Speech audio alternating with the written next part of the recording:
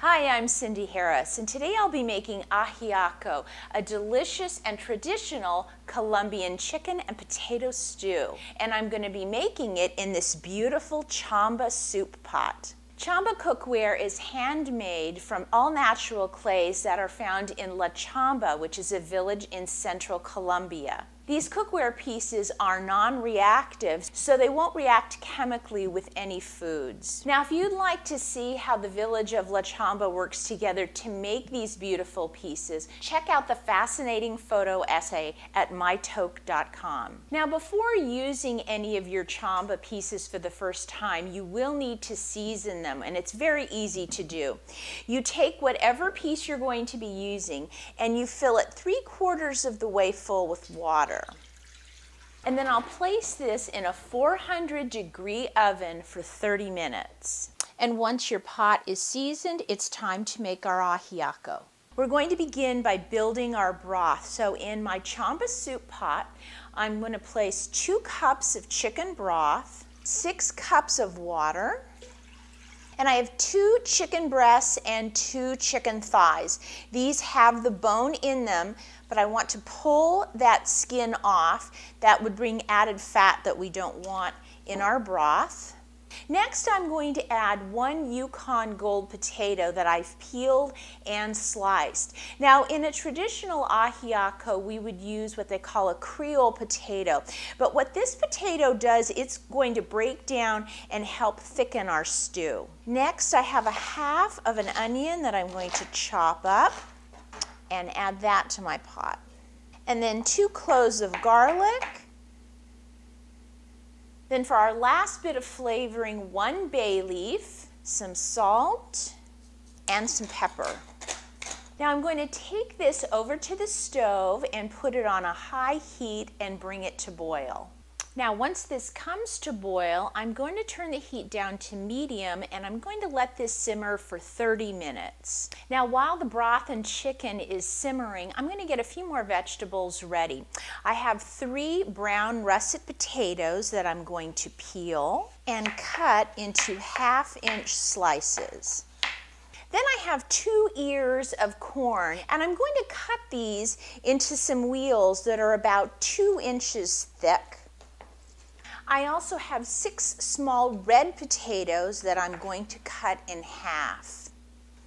Now, after the chicken has been simmering in the broth for 30 minutes, I'm going to pull out the 2 breasts, and you can see those have cooked up very nicely. I'm going to put them on a little dish off to the side. I'm then going to put my timer on for 10 minutes and let the broth continue to simmer. And I'll come in with my wooden spoon and I'll start breaking up those Yukon Gold potatoes, because remember, that is what's going to help thicken our stew. And after 10 minutes, I'm then going to start adding my russet potatoes, my corn, and my red potatoes into the pot. And I'm going to let those cook for 20 minutes just until they're nice and tender. Now while the chicken and potatoes are simmering for those last 20 minutes, I'm going to take the meat off of the chicken breasts. You can see it's cool enough for me to handle. And I'll just break those large pieces up just a little bit. And then I'll just take a piece of foil and cover that over to keep the chicken warm. Now the secret ingredient in this stew is wascus. Wascus is a plant that's a member of the daisy family, and it was originally grown up in the Andes. Now I'm going to be using it in its dry form today. I've measured out 1/4 cup of wascus. Wascus is available here online at mytoque.com. Now once the corn and the potatoes are nice and tender, I'll add the breast meat back into the pot, and then my wascus, and I'll give that a stir. And I'll continue to let that simmer for another 5 minutes.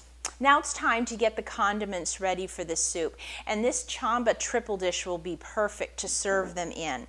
I have some drained capers, some sour cream, some sliced avocado, and some fresh cilantro that I'll give a rough chop to.